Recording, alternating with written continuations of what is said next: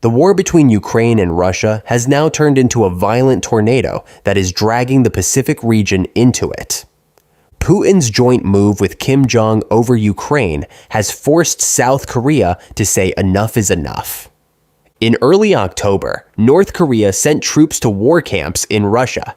South Korea's spy agency reported that North Korea has sent 4 brigades of 12,000 troops to Ukraine ahead of an expected combat deployment, including about 1,500 special forces, soldiers from the combat unit.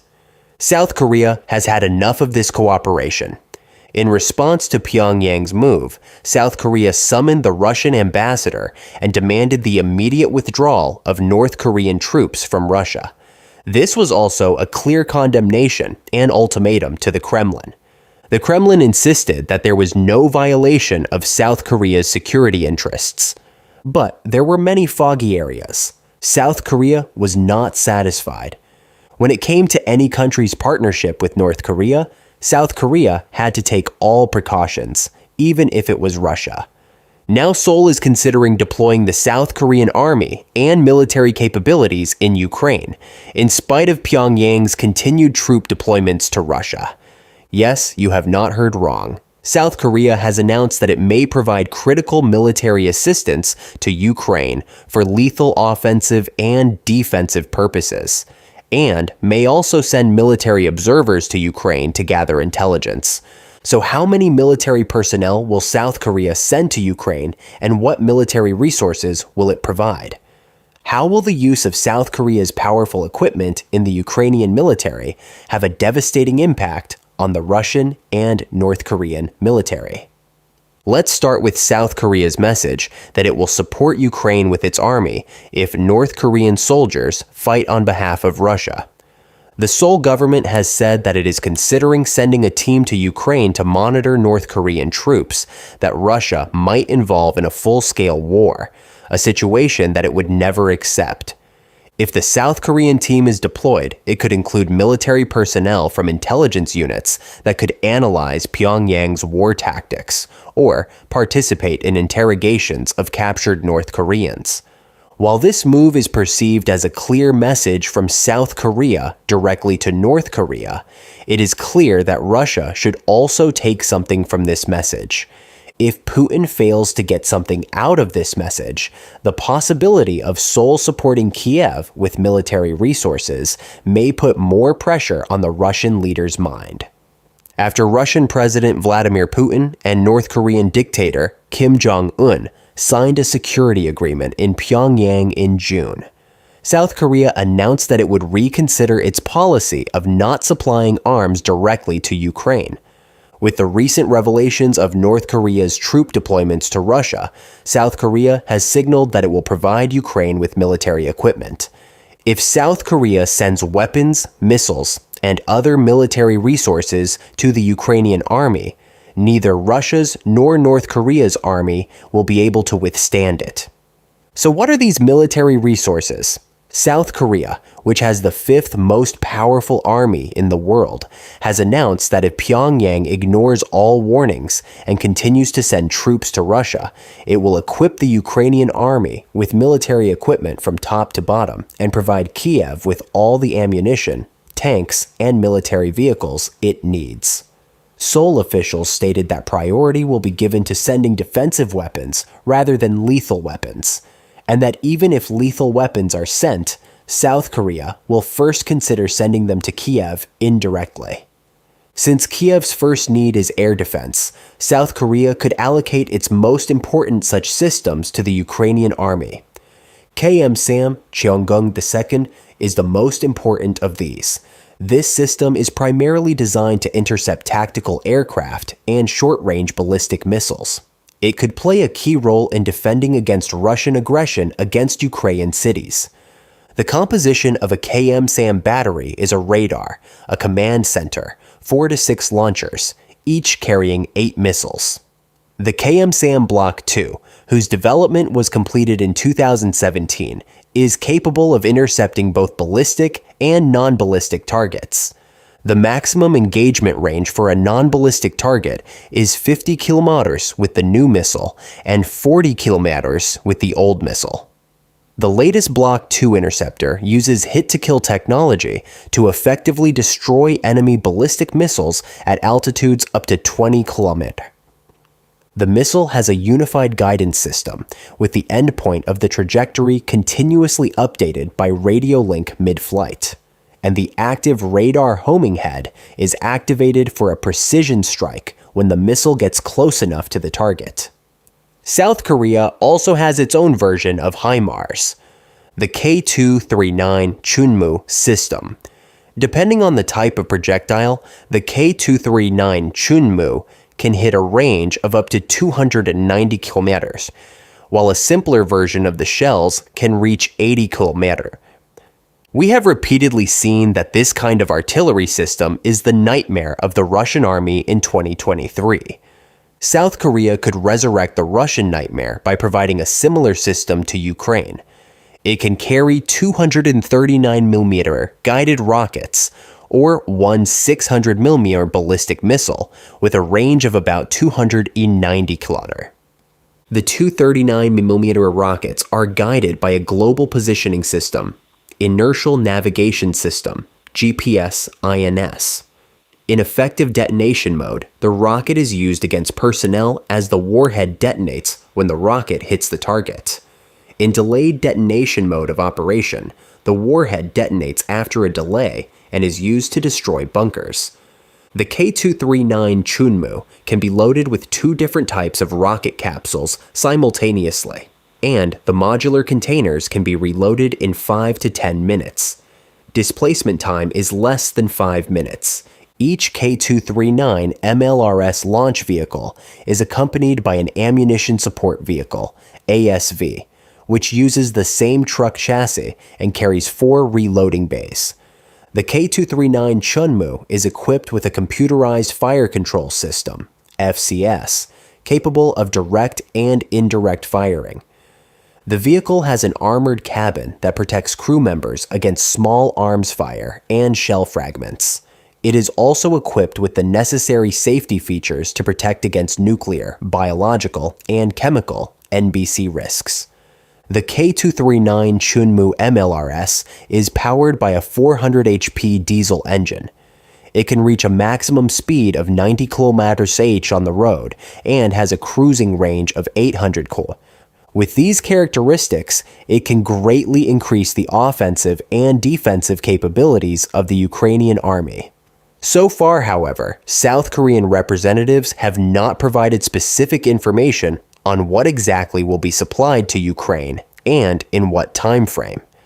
Besides Soviet equipment, the discussion could also cover the K2 Black Panther, K9 Thunder, K239 Chunmu artillery system, AS-21 Redback infantry fighting vehicle, and KM-SAM, Cheonggung-okun, as air defense is an important issue today to protect Ukrainian cities. If Ukraine receives these advanced South Korean-made war machines, the Russian army may have almost no chance in Ukraine. Sending all these powerful military resources to Ukraine could probably drastically change the course of the war. Of course, missiles are among the items that could be sent from South Korea to Ukraine. One of these is the NHK-1 missile. The NHK-1 is a short-range, solid-fuel ballistic missile. Its range is 180 kilometers. If South Korea sends these missiles to Ukraine, the Russian occupation of the city of Bakhmut in the Donetsk region could be completely destroyed, and Russia's military convoys and supply lines to Luhansk could be cut. Another South Korean air defense missile that can destroy the Russian army is the NHK-2. The NHK-2 is a South Korean-made, short-range, solid-fuel ballistic missile. It is the first indigenously produced and deployed ballistic missile in South Korea. Its standard range is 180 kilometers, but with modification, this range can be increased to 250 kilometers. This increased range allows the Ukrainians to hit Russian forces from Odessa to Zaitsev in Crimea. The Ukrainians could even hit Yevpatoria in Crimea from Odessa with these South Korean missiles. The NHK-2 is more than 12 meter long, 0.8 meter in diameter, and has a launch weight of about 5,400 kilograms. The missile is solid-fueled and two-stage. It can carry a 490 kilos high explosive or submunition warhead. About 200 NHK-2 missiles were deployed in 2 South Korean Army battalions. These missiles have been stored in a reserve force since they were replaced by the Hyunmoo-2A. Now, these missiles could be allocated to the Ukrainian army. Another South Korean air defense missile that could cause a nightmare for Russian and North Korean troops is the Hyunmoo-2A. The Hyunmoo-2A is a short-range, solid-fuel ballistic missile developed and deployed by South Korea. The Hyunmoo-2A, 2B, and 2C missiles are critical elements of South Korea's kill chain and Korean massive punishment and retaliation, or KMPR defense strategies. The Hyunmoo-2A has a range of 300 kilometers. Some reports indicate that the Hyunmoo-2A and 2B variants are similar to the Russian 9K-720 Iskander-M missile. Given that South Korea and Russia have previously worked together on ROK rocket and missile programs, it is possible that Russia provided some technical assistance in the development of the Hyunmoo-2A and 2B. Design-wise, the Hyunmoo-2A and 2B variants are similar to the Iskander, but much more powerful rather than imitative. This means that South Korea could provide these missiles to the Ukrainian military, allowing Kyiv to outmaneuver Russian Iskander missiles. These missiles can also hit the main bases, weapons depots, trenches, and positions of Russian troops on the Ukrainian battlefield. On the other hand, the Hyunmoo-2B is another lethal missile that South Korea could provide to the Ukrainians. The Hyunmoo-2B is a short-range, solid-fuel ballistic missile developed and deployed by South Korea. The missile has a standard range of 500 kilometers, but can travel up to 800 kilometers with a reduced payload. This missile entered service in 2009 and remains operational.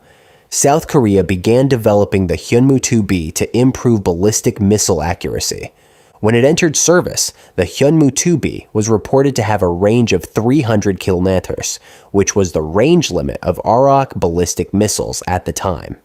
However, following the US-ROK agreement in September 2012 to increase the ROK ballistic missile range limits from 300 kilometers to 800 kilometers, and after some technical changes were made to the missile, the Hyunmoo-2B is now capable of hitting targets up to 800 kilometers away. If the Ukrainian military acquires these missiles from South Korea, neither Moscow nor St. Petersburg nor Russia's most distant military targets will be safe. The Ukrainian army can reach even Russia's most remote military installations from an occupied area like Kursk. One of the missiles that could create severe problems for Russia on the battlefield is the Hyunmoo-3. This South Korean missile has a range of 1,500 kilometers. The Hyunmoo-3C is among the longest-range missiles currently deployed by South Korea. If these missiles are given to the Ukrainian army, all parts of Russia could be within reach. Some reports say the Hyunmoo-3 is similar to the US Tomahawk and the Russian Club Chart caliber missiles. South Korea deployed the Hyunmoo-3B in early 2009. With an improved range of 1,000 kilometers, the Hyunmoo-3B was the first ground-launched cruise missile, giving the ROK the ability to target all of North Korea from almost anywhere in South Korea. Development of the fourth Hyunmoo-3 variant is reportedly underway. According to one report, the Hyunmoo-3D4 will have a range of 3,000 kilometers, while carrying a payload of 500 kilometers. 11, it is likely to be supersonic. After such upgrades, South Korea could send its remaining air defense missiles to the Ukrainian army. South Korea also has the Haesung-I. Haesung-I is a subsonic anti-ship cruise missile. It is the first variant developed in South Korea's Haesung cruise missile series and has a surface-launched range of 150 kilometers or an air-launched range of 250 kilometers. The missile has a payload capacity of 220 kilogram and has a range of 150 kilometers when launched from the ground and 250 kilometers when launched from the air. Looking at all this equipment, it is clear that South Korea does indeed have a lot of military vehicles, equipment, and other resources to provide to Ukraine. All of these elements pose a great danger to the alliance between Russia and North Korea. If the Ukrainian army receives even a fraction of this equipment from South Korea, the scale of the war could be different. In addition to providing air defense systems, South Korea is also likely to provide ground force assistance to the Ukrainian army. We may witness South Korea providing Ukraine with main battle tanks to strengthen its hand against Russia and North Korea in ground wars. South Korea is among the world's leading countries in terms of tanks. The K2 Black Panther is one of the most important of these tanks. We need to know that South Korea has the latest Technoli K2 Black Panther 4th generation tanks in its inventory and exports them. Against these tanks, Russia seems to be able to withstand only T-14 Armata tanks. However, Russia can produce the T-14 Armata in very small numbers, and it was only used as a parade vehicle. The K2 is currently in service, and hundreds of them have been produced. Russia has less than 2 dozen T-14s. On the other hand, South Korea is the first army to produce 4th generation tanks and artillery units.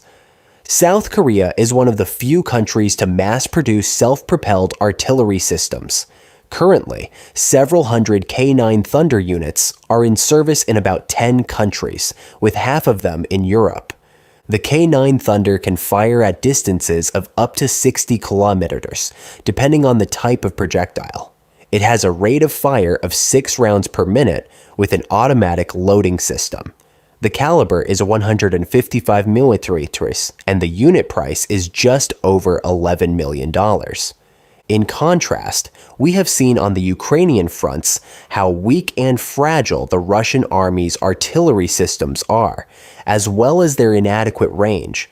So by sending these tanks to Ukraine, South Korea could put the Russians in a dilemma as to whether or not to send the Armata to the battlefield. If the Ukrainian army receives even a single package of these powerful offensive and defensive weapons from the South Korean inventory, the chances of completely pushing back the Russian army could be very high. This is certainly one of the catastrophic scenarios for the Russian military, and one of the situations that could end the Russian military occupation of Ukraine. So South Korea's military technology would be a nightmare for the Russian military.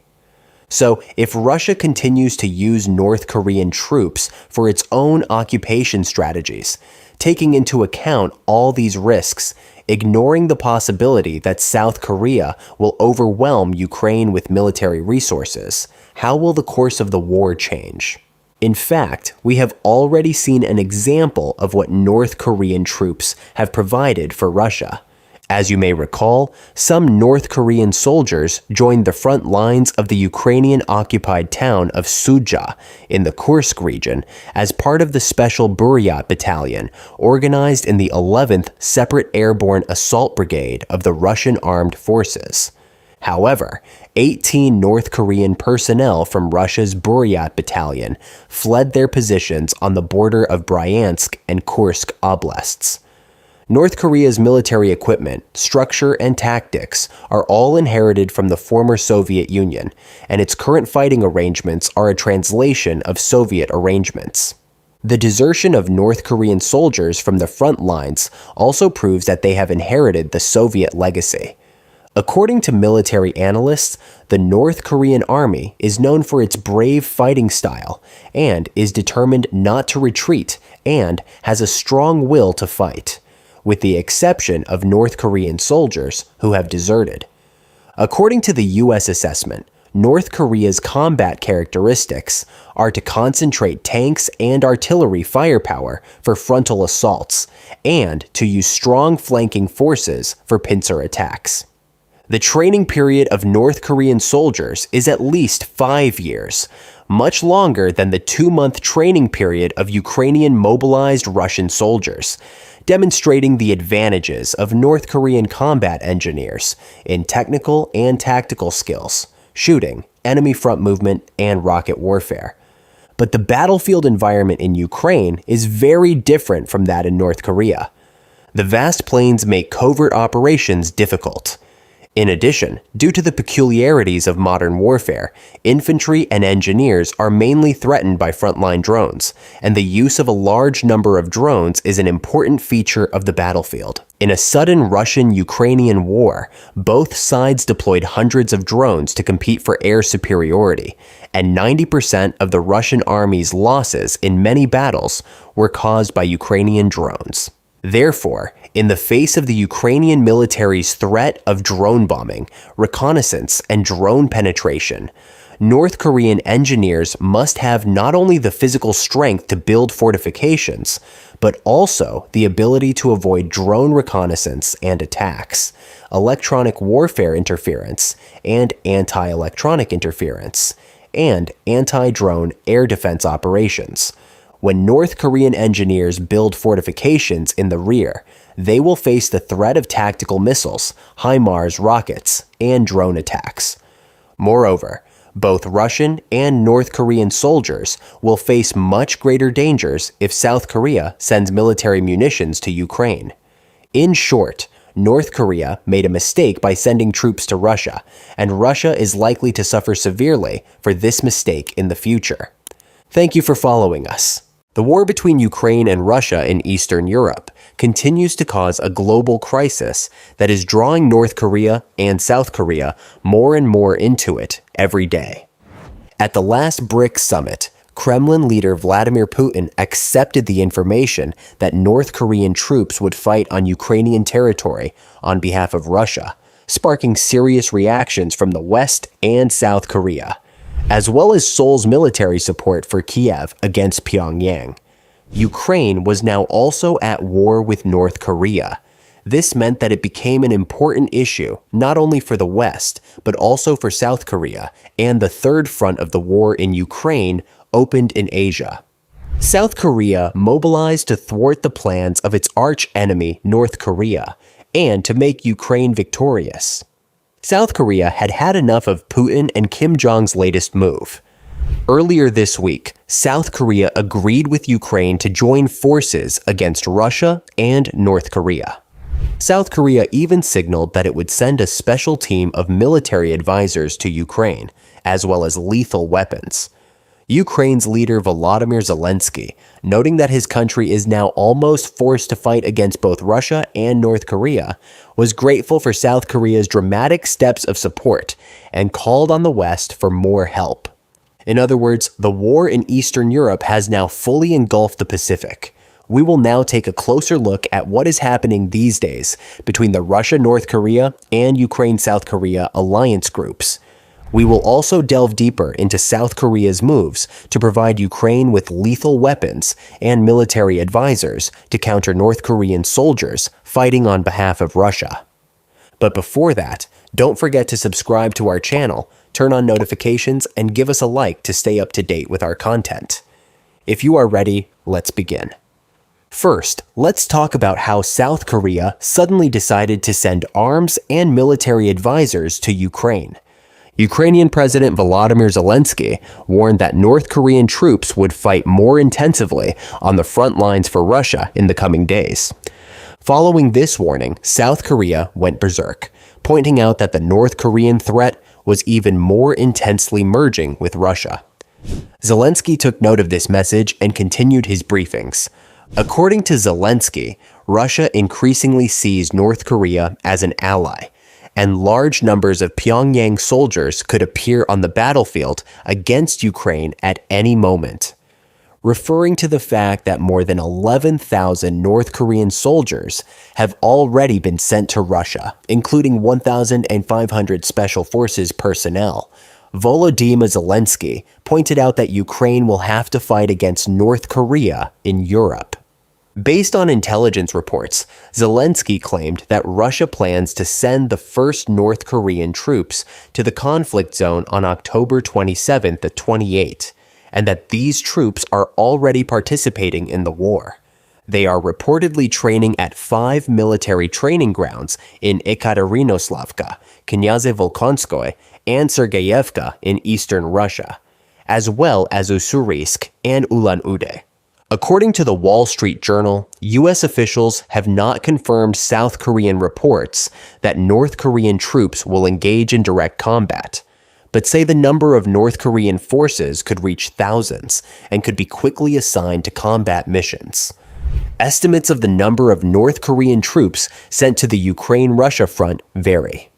U.S. officials estimate that about 3,000 North Korean troops are training in Russia, but National Security Council spokesman John Kirby said the total number could be higher at this time. South Korean intelligence reported to lawmakers that the number of North Korean troops in Russia could reach $10,000 by December, while Kiev announced that Pyongyang had sent about 12,000 troops to Russia, including 500 officers and 3 generals.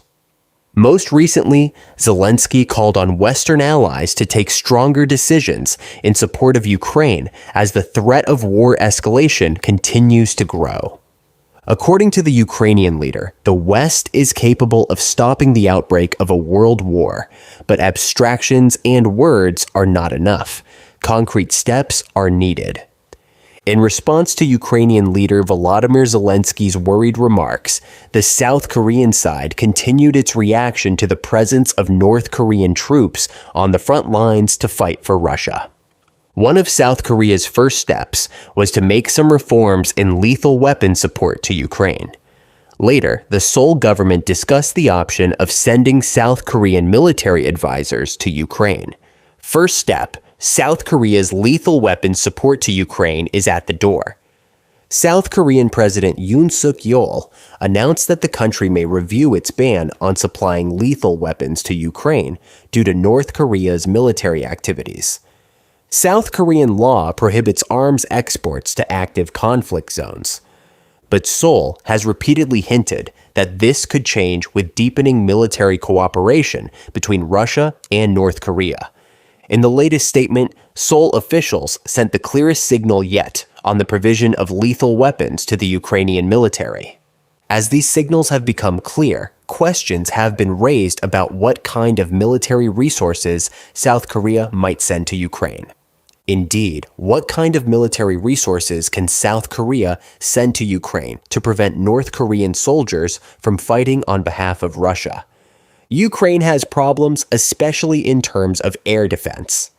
For this reason, South Korea is planning to send a large number of deterrent air defense equipment to Ukraine, including the Cheongung-2 medium-range surface-to-air missile system. This critical news is confirmed by South Korean media. Ukrainians are excited about the Cheongung-2 air defense system. Already deployed in South Korea, it is optimized to defeat low-level ballistic missile threats and is also known as M-SAM, or Medium-Range Surface-to-Air Missile. Furthermore, it is worth noting that South Korea, a major arms manufacturer, could provide the Ukrainian army with offensive weapons such as artillery shells, howitzers, tanks, and multi-barrel rocket launcher systems. Other possible weapon systems and military vehicles expected to be sent to Ukraine include South Korea's indigenous K-9 self-propelled howitzers, K-2 main battle tanks, and Chunmoo multiple rocket launchers. Although not reported in local media, South Korea is also said to have advanced systems such as domestically produced ballistic missiles and fighter jets that would be of great interest to Kiev. Since the outbreak of the war, South Korea has supplied 155mm shells to the United States, Yonhap said, with the condition that the U.S. would be the end user. Observers said this may have allowed Seoul to provide indirect arms support to Ukraine, as the U.S. has been sending its own stockpiled ammunition to Ukraine. In other words, all the deadly weapons packages that are now expected to be sent to Ukraine from South Korea are expected to be delivered through the United States in the same way. The second step is the possibility of South Korea sending a special team of military advisors to Ukraine. Following a meeting to assess the situation, South Korea's Presidential National Security Council said Pyongyang's troop deployment poses a significant security threat to both South Korea and the international community, and is a clear violation of UN Security Council resolutions prohibiting military cooperation with North Korea. According to Yonhap, Deputy Chief National Security Advisor Kim Tae-hyo said that if the illegal military cooperation between North Korea and Russia continues, South Korea will not stand on the sidelines, but will respond decisively in cooperation with the international community. There is a possibility that personnel will be sent to Ukraine to monitor the tactics and combat capabilities of North Korean special forces sent in support of Russia, Yonhap reported, citing a source. The military advisors South Korea is expected to send to Ukraine are expected to be military personnel from intelligence units who can analyze North Korean battlefield tactics or participate in the interrogation of captured North Koreans. One factor that raises the possibility of South Korea sending a special team of military advisors to Ukraine is that there are increasingly widespread hints that North Korea is sending fighter pilots to Russia. A South Korean government official reported that North Korea claimed to have sent fighter pilots to Vladivostok, a city in the Russian Far East, before the first deployment of ground troops on October 8th. According to the official, this could be related to training on Russian fighter jets provided to North Korea, but he cannot rule out the possibility that Russia, which is short of pilots during full-scale war, may have requested help from the North. According to the official, North Korean fighter pilots could become accustomed to Russian jets, and this could cause serious problems. Training North Koreans to operate Russian jets, most likely the familiar Su-25 Frogfoot attack jets, would pose a number of challenges, such as language barriers and doctrine, but it is not impossible. South Korea is therefore drawing attention to the fact that more significant military measures should be taken in response to this move by North Korea. Ukrainian leader Volodymyr Zelensky, for his part, offered South Korea the option of intelligence exchange. Later, Zelensky said that he and the South Korean president agreed to accelerate contacts between the countries at all levels to develop countermeasures and a strategy to respond to North Korea's participation in the war in Ukraine. Zelensky confirmed that he and President Yoon Suk-yeol agreed to strengthen the exchange of intelligence and expertise in a telephone conversation broadcast on X. As part of this agreement, Ukraine and the Republic of Korea will soon exchange delegations to coordinate actions. With such moves, South Korea is trying to prevent North Korean soldiers from fighting for Russia. South Korea is also cooperating with NATO to counter the growing North Korea-Russia alliance. South Korean President Yoon Suk-yeol recently met with NATO Secretary General Mark Rutte. Rutte urged Seoul to send a delegation to NATO and proposed to increase defense industry cooperation and security dialogue between South Korea, Ukraine, and NATO to share data and respond if the North sends more troops to Russia. Yoon requested access to NATO's battle management system. According to South Korean news agencies, Yoon expressed his hope that the procedure for joining NATO's battlefield information collection and exploitation systems will be completed quickly so that he can communicate with NATO in real time and share data securely and effectively. NATO Secretary General Rutte responded to South Korea's request, saying that he would strive to ensure rapid progress. In a statement on the social media application X, Rutte said that North Korea sending troops to Russia would signal a significant escalation, so all allies, including South Korea, should pay attention to this. On the other hand, South Korea is not the only country that has taken action on behalf of Ukraine against the Russian-North Korean threat. Lithuania is also taking important actions in this regard. The Lithuanian side is again warning the West about the idea of sending troops to Ukraine. As we all guessed, France is one of the countries on the radar on this issue.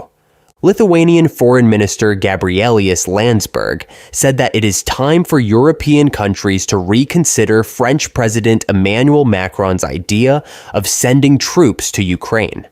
Landsberg has told local Lithuanian news outlets that if information about Russian death squads being equipped with North Korean munitions and military personnel is confirmed, then Macron's idea of sending troops on the ground and other ideas should be revisited. So far, it seems that many countries have become much closer to the Russia-North Korea alliance and have decided to increase military aid to Ukraine. But why, in such a tense situation, is North Korea still sticking to its policy of providing aid to Russia, even in the face of possible reactions from the West? To answer this question, we will need to take a closer look at the latest agreements between the two countries. Relations between Russia and North Korea entered a new phase when Russian President Vladimir Putin and North Korean leader Kim Jong-un signed a new mutual defense treaty at a summit in Pyongyang earlier this year. The Defense Pact, approved by the Russian State Duma, states that the signatories will help each other in the event of an armed attack. The pact marks the closest North Korea-Russia relations since the Cold War. Putin and Kim have been strengthening their ties throughout the war in Ukraine, and last fall they met to discuss an arms deal that would see North Korea supply Russia with munitions and weapons. This event followed earlier interactions for similar purposes. The growing partnership between Russia and North Korea, who are aligned against the US-led liberal world order, has brought things to the present point during this war. Both Russia and North Korea have made no compromises in deepening their military, political, and economic ties in order to rein in Western alliances, particularly the US, and to leverage the issue of the occupation in Ukraine and North Korea's disturbing attacks on South Korea. North Korea is trying to intimidate not only the West, but the whole world with its military aid, especially to Russia. The United States first accused North Korea of sending munitions to Russia in September 2022, and Ukrainian and American officials have documented the use of North Korean weapons, including ballistic missiles, on the battlefield. Estimates vary on how much munitions Pyongyang has sent to Moscow, but the West and South Korea believe the artillery ammunition totals in the millions of dollars. So what does North Korea get in return for its military aid to Russia? It is unclear what exactly is driving North Korea to become increasingly involved in the war and to send troops to Russia. White House National Security Council spokesman Kirby told reporters last week that they had no idea. Kim is in a strong position to demand food, oil products, or even military technology, which analysts describe as a possibility. Whatever Pyongyang gets in return for sending troops rather than just arms and ammunition, it appears to be paying a very high price. While estimates have not been clear so far, the technologies for nuclear-powered submarines that North Korea wants from Russia could be a major demand. North Korea also has an aging fleet of fighter jets it wants to upgrade and a desire for advanced satellite technologies. Kim may also want to improve the defense industrial base of his own country's military in return for the military assistance Putin has provided to his military. But North Korea's nuclear weapons and missile programs are its crown jewels. In June, when the focus was solely on weapons and ammunition, U.S. Deputy Assistant Secretary of State Kurt Campbell said that any discussion of what North Korea would receive from Russia would likely include plans to develop nuclear or long-range missiles. While there is an intense military exchange between Russia and North Korea, the threatening alliance between the two is on the radar of many countries, including the West, particularly South Korea and the United States. In other words, many countries are alert to the possibility of Russian and North Korean troops fighting together against Ukraine and to the intensification of military shipments between Pyongyang and Moscow. This could lead to increased military deterrence and Western sanctions against Russia and North Korea in the future. To summarize, Russia and North Korea may have prepared their own end as they have formed a joint army to fight in Ukraine, taking on the whole world.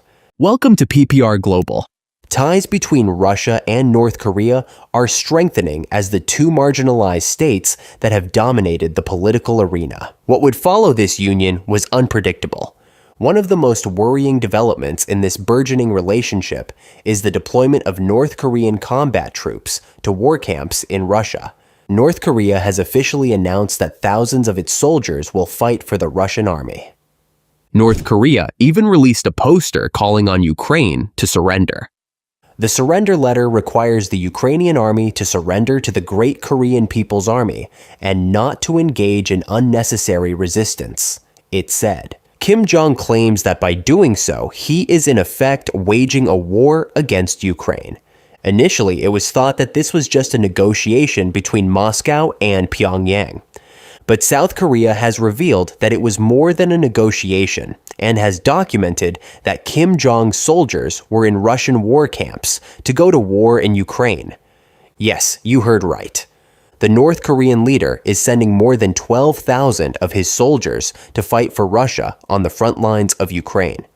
But there is one thing that Kim Jong and Putin are missing. As North Korea sets foot on the European battlefield alongside Russia, a new and very powerful alliance is emerging. In response to Kim Jong and Putin's move, South Korea is mobilizing to provide Ukraine with the world's most powerful military equipment. South Korea is preparing to deliver crippling blows to Putin and Kim Jong's alliance by announcing that it will provide very strong military support to Ukraine in order for Putin to lose the war.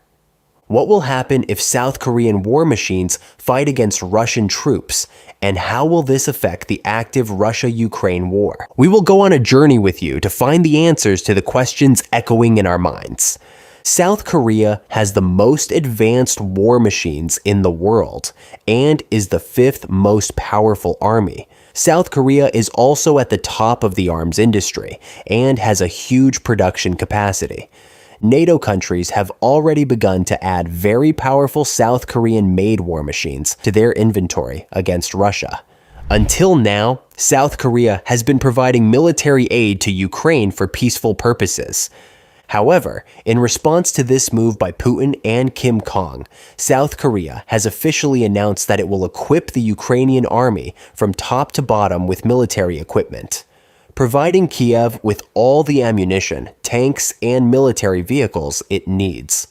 South Korea is a producer of a wide range of weapons. For more than 70 years, it has lived in a frozen conflict with North Korea, making it imperative to develop its own defense industry to provide protection in the event of a possible escalation. Equipment includes tanks, self-propelled artillery, air defense systems, and even a fourth-generation aircraft. So what kind of equipment can Ukraine expect?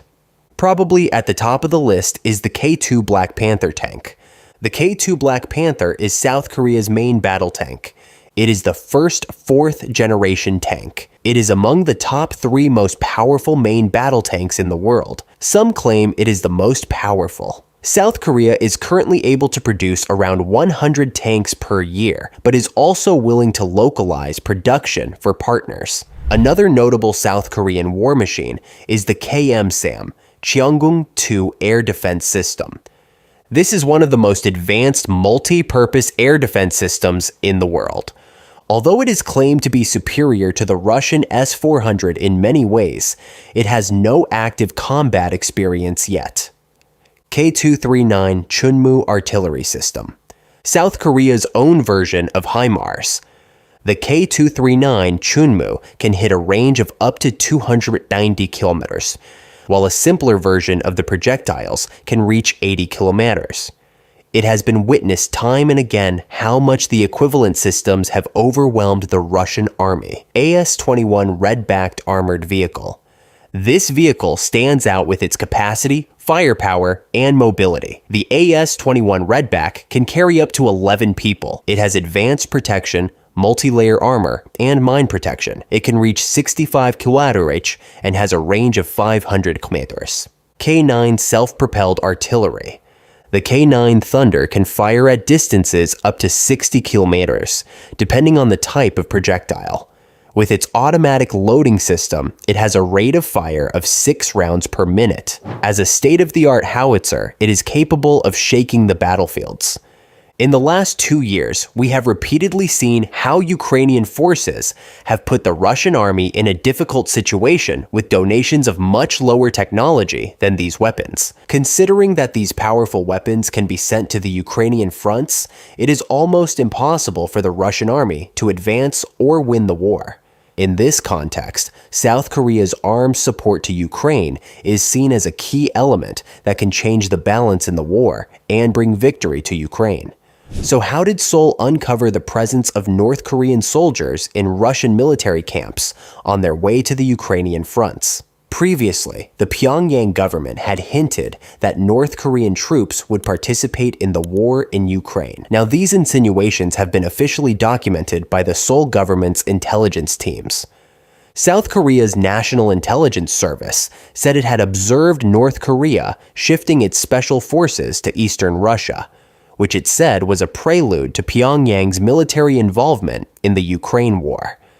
South Korea's spy agency reported that North Korea has sent about 1,500 Special Forces soldiers to Russia for combat training ahead of its expected war deployment to Ukraine. South Korea's National Intelligence Service confirmed the North Korean military's entry into the Russian region with satellite photos, finding that Pyongyang transported North Korean special forces to the Russian region from October 8th to 13 via a Russian naval transport ship. These North Korean soldiers, who will fight on behalf of Russia, have completed adaptation training. The North Korean soldiers were issued Russian military uniforms and Russian-made weapons, and were also issued fake identity cards for those living in the Yakutia and Buryatia regions of Siberia who looked like North Koreans. These methods suggested that North Korean soldiers were disguising themselves as Russian troops to hide the fact that they were deployed to the battlefield. Photographs released by South Korean intelligence showed residents of the Republic of Yakutia and Buryatia disguised by the North Korean military. How was this move by North Korea received by the West? Western officials did not offer separate assessments that matched the South Korean intelligence. Pentagon Press Secretary Major General Pat Ryder said that, if true, this would indicate an increase in cooperation between Russia and North Korea. Ryder said it would show the dire situation Russia finds itself in regarding its forces on the battlefield. French Foreign Ministry spokesman Christophe Lemoine said that, if this information is confirmed, it would be an extremely worrying and serious development. So how did Ukraine react to North Korea's move? General Kirylo Budanov, the head of Ukraine's military intelligence, said that 10,000 North Korean soldiers currently training in Russia will be ready to fight in Ukraine on November 1st. The troops will use Russian equipment and ammunition, Budanov said. Some 2,000 or 600 of the first North Korean troops are thought to be sent to the Kursk region, where Ukrainian troops have occupied about 1,000 kilometers since their offensive on August 6th. Budanov said he did not know at this stage where thousands would be deployed. North Koreans are reportedly already present in the occupied Ukrainian region of Donbass. According to Ukrainian media, 6 of them were killed in a Ukrainian missile strike near Donetsk on October 3rd. This information, uncovered by Ukrainian intelligence, has not yet been confirmed by Western sources. What did Russia say about this? Moscow has rejected claims that Pyongyang troops are fighting on behalf of the country. However, it is known that some of the North Korean soldiers participated in operations in the Kursk region as part of the Special Buryat Battalion, organized in the 11th Separate Airborne Assault Brigade of the Russian Armed Forces. There were even reports that 18 North Korean personnel from Russia's Buryat Battalion had fled their positions on the border of Bryansk and Kursk oblasts. So can the North Korean army effectively resist the Ukrainian offensive, or will we again witness the desertion of these soldiers, as happened with the Buryat Battalion? North Korea's military structure and scheme is largely inherited from the former Soviet Union, and its future order of battle is an adapted version of the Soviet system. The North Korean army is known for its bravery and determination to fight without retreat. However, the soldiers sent to Ukrainian territory do not carry the same legacy. In battles, the North Korean army concentrates the firepower of tanks and artillery on the front line and conducts pincer operations with superior forces in siege attacks. But in Ukraine, the wide open spaces, the complexity of covert operations, and the threat of drones in modern warfare pose new challenges for Korean soldiers. In the war between Russia and Ukraine, both sides are using UAVs collected to ensure air superiority, and Ukrainian UAVs account for 90% of Russian military casualties. In this situation, North Korean engineers are testing their ability to cope with drone attacks, electronic warfare interference, and missile threats while building fortifications. So Kim Jong's decision to send his troops to Ukraine can be characterized as a long-term suicide attempt. At the same time, the deployment of North Korean troops in Ukraine could escalate the war, involve additional international actors, and complicate efforts to reach a settlement. So what do you think about this issue? We would be grateful if you could tell us in the comments. Thank you for watching us. Do not forget to subscribe to our channel, turn on notifications, and like to support us.